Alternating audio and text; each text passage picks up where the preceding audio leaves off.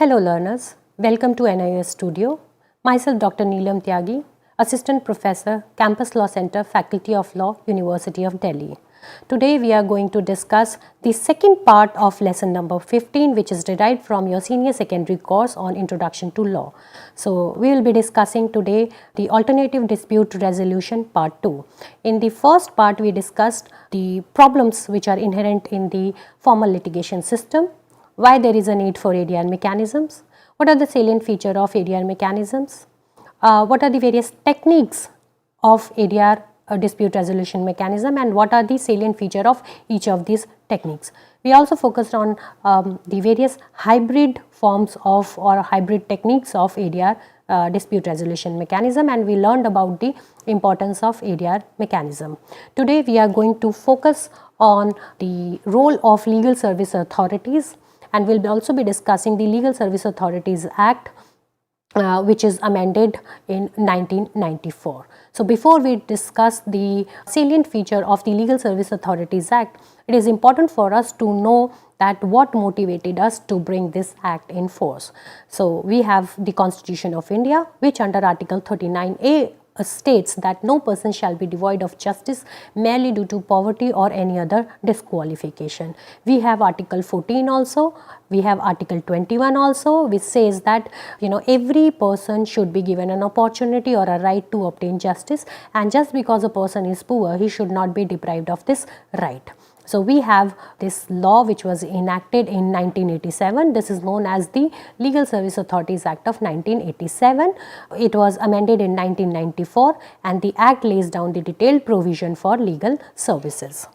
So if you look at the salient feature of this act, it is creating various kind of authorities and committees under its provision.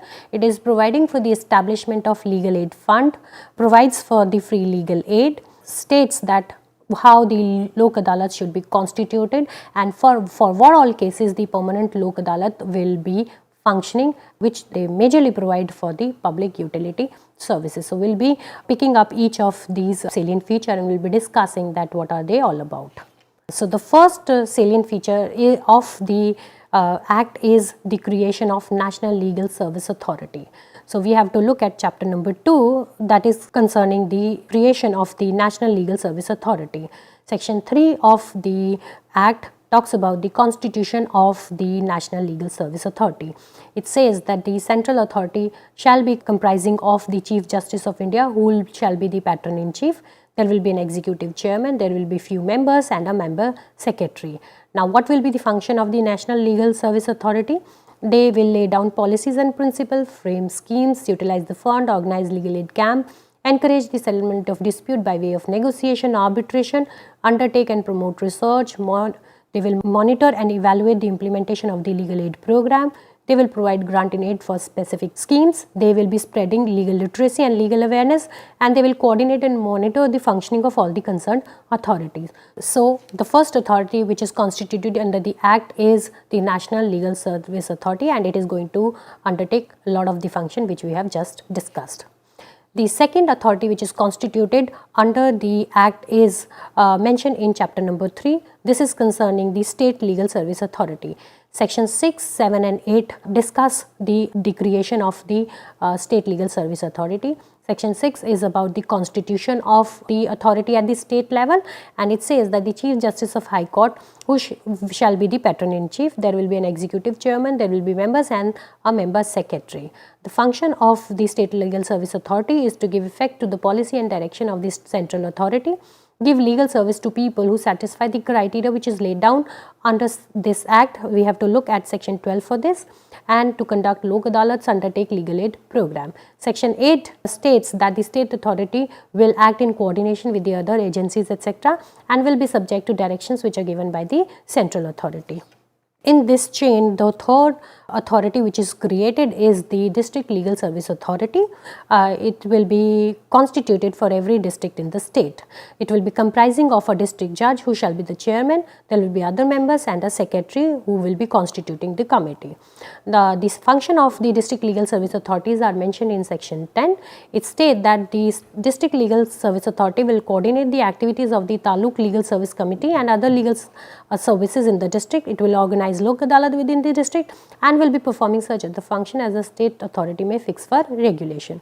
Section 11 says that again the district authority will be acting in coordination with other agencies and will be subject to directions which are given by the central authority. Next, we have these 3 committees which are constituted, that is the Supreme Court Legal Aid Committee, High Court Legal Aid Committee and the District or the Block Legal Service Committee. Now, Section 3A discuss the creation of Supreme Court Legal Aid Committee for the organization of legal adalat, legal aid to the eligible parties, and the presiding judge of the Supreme Court will be the chairman of the Supreme Court Legal Aid Committee. Next, we have the High Court Legal Aid Committee, which is prescribed under Section 8A, and it says that the function of the High Court Legal Aid Committee will be to organize Lok Adalat, implement the legal aid and legal service program, and its chairman will be the judge of the High Court. Next, we have the District Block Legal Service Committee, which is mentioned under Section 11A, and it says that the District or the Block Legal Service Committee will be coordinating between the legal service related event in blocks, will be organizing Lok Adalat and will be performing such acts which are submitted to the District Legal Service Authority from time to time. Its chairman will be the senior civil judge of the area. Next, we have something called the Legal Aid Fund, which is established under Section 15, 16 and 17 of the Act. So, we have this fund which is going to fulfill all the expenses which are incurred by the national, state or district legal aid authority relating to the legal aid services and the other expenses. Next, we have the concept of free legal aid provided under the Act. As I told you, the main purpose of the Act is to provide free legal aid to weaker section of the society, and for the achievement of this purpose we have Section 12 of the Act, which is prescribing the criteria which need to be fulfilled before we provide free legal service to any person. So, we have to look at Section 12 and Section 13, which is giving the detail about the person who are entitled to free legal aid. Now, this is a very good provision which you should be reading properly from the Act. Next, we have another technique of ADR which is known as Lok Adalat. Now, this is one of the most popular form of ADR.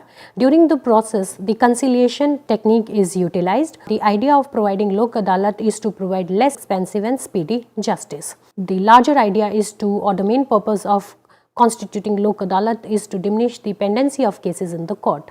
The statutory recognition to this concept is given under the Act, and that is the Legal Service Authority Act of 1987.